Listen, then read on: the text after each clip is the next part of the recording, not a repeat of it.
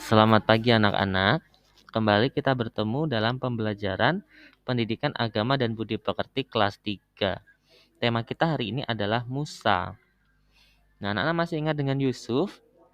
Dalam kisah Yusuf kemarin kita melihat bahwa Yusuf menjadi penguasa di Mesir. Ketika menjadi penguasa di Mesir, Yusuf mengajak keluarganya untuk tinggal di Mesir. Nah, akhirnya mereka tinggal di situ, menetap di situ, dan akhirnya jumlah mereka menjadi semakin banyak.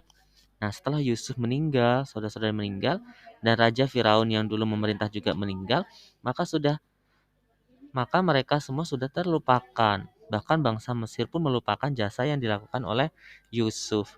Nah, karena jumlah bangsa Israel ini semakin banyak, maka Firaun yang waktu itu menjabat menjadi raja, namanya juga Firaun, memerintahkan agar bangsa Israel ini dijadikan budak. Nah, akhirnya mereka menderita karena dijadikan budak, dijadikan pekerja oleh bangsa Mesir. Nah, bahkan bangsa Mesir sendiri memerintahkan untuk membunuh anak laki-laki dari bangsa Israel.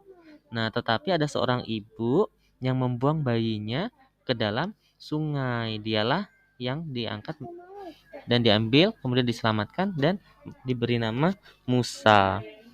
Nah, Musa sendiri tadi adalah anak dari Israel yang dibuang di sungai Nil agar dia terselamatkan dan tidak dibunuh. Lalu ketika berada di sungai Nil, ternyata Musa ditemukan oleh putri Firaun. Maka diangkatlah Musa menjadi anak putri Firaun.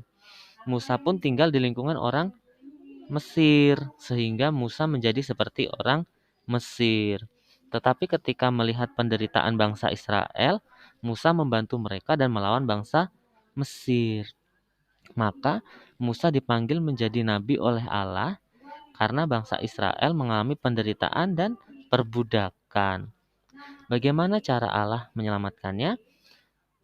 Melalui Musa, bangsa Israel diselamatkan oleh Allah. Nah, Musa menghadap Raja Firaun agar mengizinkan bangsa Israel keluar dari Mesir. Tetapi Firaun sendiri bersikeras dan tidak mengizinkan bangsa Israel untuk keluar dari Mesir. Karena nanti jika bangsa Israel keluar dari Mesir, maka pekerjaan mereka tidak akan selesai. Nah, berkali-kali Musa menghadap Firaun, tetapi Firaun tetap tidak mengizinkan. Akhirnya, melalui Musa, Allah menyampaikan 10 tulah atau 10 hukuman kepada bangsa Mesir. Hukuman itu yang pertama, air menjadi darah. Ketika Musa memukulkan tongkatnya ke air sungai Nil berubah menjadi darah. Padahal sungai Nil ini adalah air yang digunakan mereka untuk memenuhi kebutuhan sehari-hari.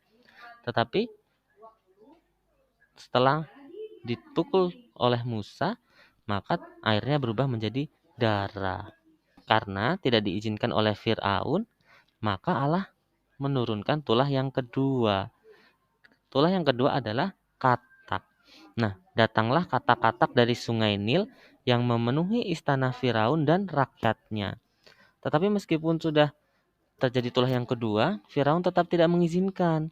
Maka Allah mengirimkan tulah yang ketiga, yaitu nyamuk. Muncullah nyamuk yang sangat banyak hingga pada orang Mesir dan binatang-binatang orang Mesir. Meskipun sudah dikirimkan tulah yang ketiga, tetapi Firaun tetap menolak bangsa Israel untuk keluar, untuk pergi.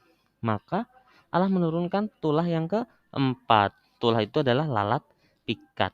Lalat pikat ini menghisap darah. Nah, memenuhi semua rumah orang Mesir. Tetapi setelah mendapat tulah yang keempat, Firaun pun tetap tidak mengizinkan bangsa Israel untuk pergi.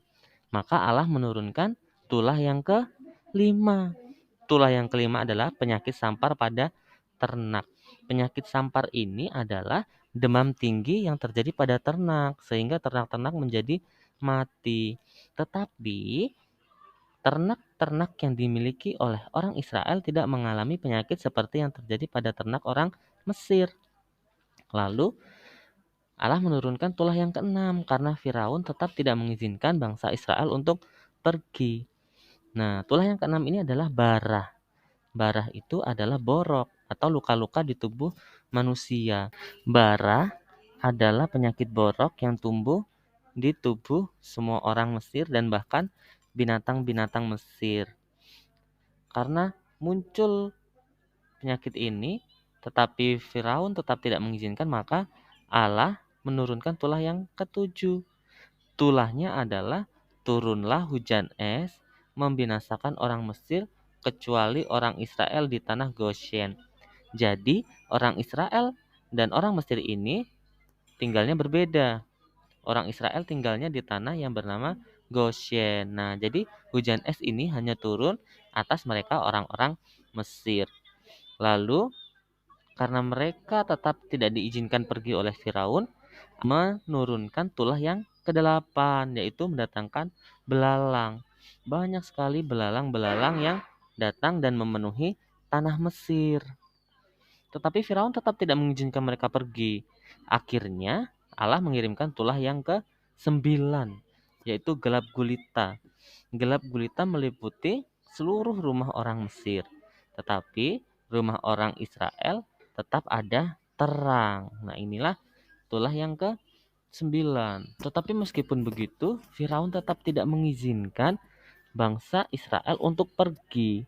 Akhirnya Allah menurunkan tulah yang ke-10 dan yang terakhir, yaitu adalah kematian anak sulung. Anak sulung ini adalah anak pertama. Jadi semua anak pertama, baik itu anak manusia maupun anak hewan bangsa Israel, semuanya mati. Tetapi tidak dengan bangsa Israel. Kenapa? Karena Allah telah memerintahkan mereka untuk menyembelih anak domba, kemudian meletakkan darahnya di pintu-pintu dan jendela-jendela, sehingga ketika malaikat Tuhan datang untuk membunuh anak sulung bangsa Mesir, selamatlah mereka bangsa Israel karena sudah ada tanda darah tersebut. Nah, setelah tulah ke-10 yang diturunkan, maka bangsa Israel segera pergi untuk meninggalkan Mesir. Ketika mengetahui bahwa bangsa Israel pergi meninggalkan Mesir, maka Firaun mengejar bangsa Israel. Bahkan Firaun membawa 600 kereta lengkap dengan perwiranya, juga rakyat-rakyatnya.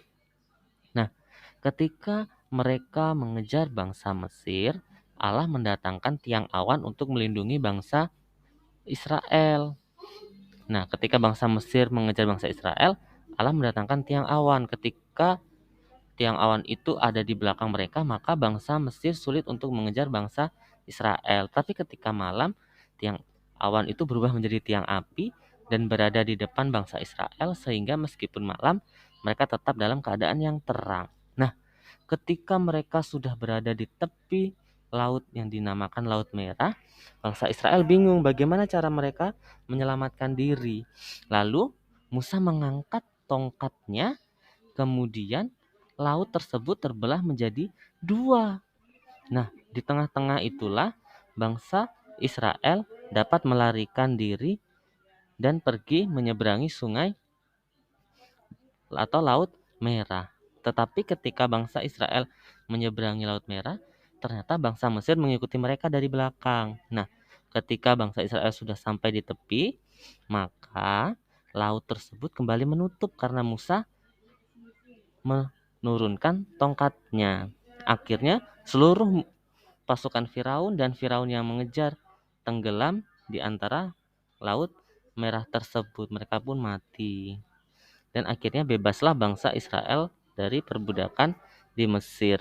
Nah, itu anak-anak pembelajaran kita hari ini tentang Musa. Terima kasih.